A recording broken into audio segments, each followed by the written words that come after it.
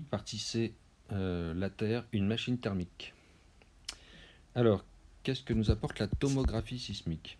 Alors, rappel, la tomographie sismique, c'est la cartographie du sous-sol grâce à la vitesse de propagation des ondes sismiques. Les ondes sismiques se propagent rapidement dans les matériaux froids, et elles se propagent plus lentement dans les matériaux chauds. Et ça va nous permettre de mieux comprendre ce qui se passe dans le sous-sol. Alors, la convection thermique implique des mouvements de matière à l'état solide, transférant la chaleur par des remontées de matière chaude et des descentes de matière froide. Et on observe bien ça sur la tomographie sismique.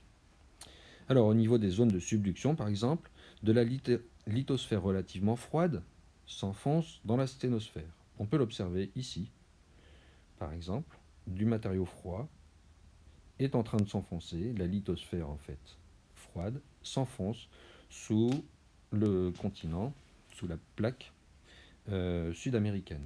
On a ici une autre représentation. On voit bien un matériau froid avec un plan incliné, je vous rappelle que ça s'appelle le plan de Benioff, qui s'enfonce. D'un autre côté, au niveau des dorsales, on a formation d'une lithosphère à partir de matériel chaud.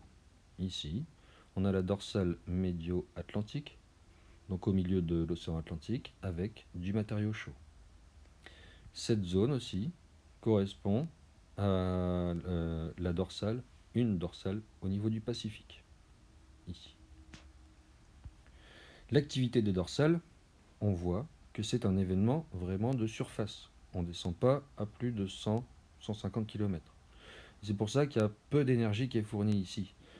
Ça vous rappelle que le moteur de la subduction, c'est bien la densité de la plaque ancienne qui va faire qu'elle va s'enfoncer dans la sténosphère quand elle devient plus dense. Au niveau des dorsales, on vient juste combler l'espace qui est créé par la subduction. Alors, on peut observer le flux thermique qui est variable, comme on a dit au début du cours. Au niveau des fosses océaniques, le flux thermique est faible. Flux faible, pourquoi? Parce qu'on a un plongement de matériaux froids à cet endroit. Le matériau est froid, donc l'émission de chaleur est faible. La subduction, je vous le rappelle, j'insiste, c'est le moteur de la tectonique. Par contre, au niveau des zones de volcanisme, donc un petit peu plus loin que la zone de subduction et des zones de dorsale, on observe un flux fort, un flux thermique élevé. C'est normal, ça correspond à la remontée de matériaux chauds, ici la sténosphère, ça marche plus, ici. Donc au niveau de la dorsale, on a une remontée de la sténosphère, donc de matériaux chauds, donc évacuation de chaleur. En plus, il y a un peu de volcanisme. Et au niveau des îles volcaniques, volcanisme en zone de subduction, on a un flux élevé puisqu'il y a émission de chaleur. Donc on peut modéliser la Terre comme une machine thermique. On observe à l'échelle globale une convection importante, notamment dans le manteau. Le matériau chaud, qui vient de la limite entre le noyau et le manteau, peut remonter. On a notamment vu, vous avez vu l'année dernière, les mécanismes des points chauds, volcanisme de points chauds, qui correspond à ce matériau très profond qui remonte jusqu'à la surface. On a des remontées plus superficielles au niveau des dorsales.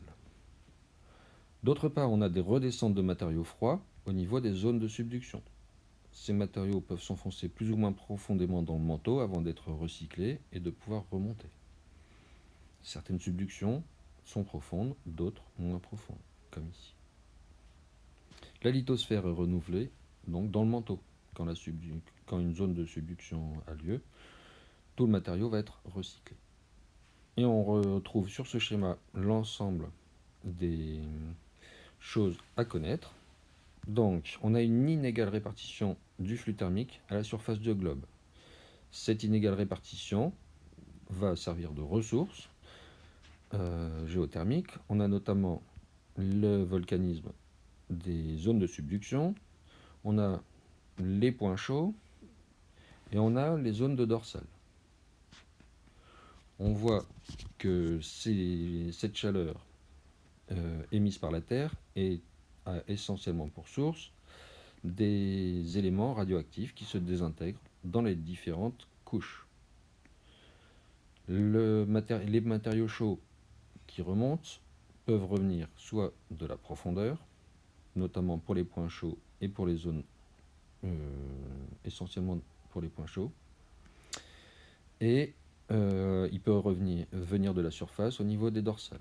Et l'ensemble crée un mécanisme de convection à l'échelle du manteau.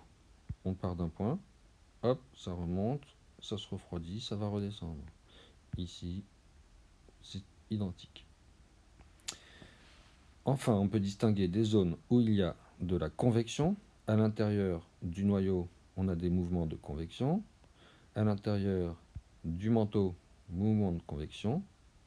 Mais à l'interface entre le noyau et le manteau, on a une zone de conduction. Le transfert de chaleur, ici, se fait mal. On a aussi de la conduction au niveau de la croûte et même de la lithosphère continentale et océanique. De la même manière, le transfert de chaleur ici se fait mal. Un autre schéma, s'il vous parle plus, que vous pouvez apprendre. Il faut savoir représenter un de ces schémas, celui-ci, celui-là, pour pouvoir parler de la géothermie à l'échelle globale. Voilà pour aujourd'hui.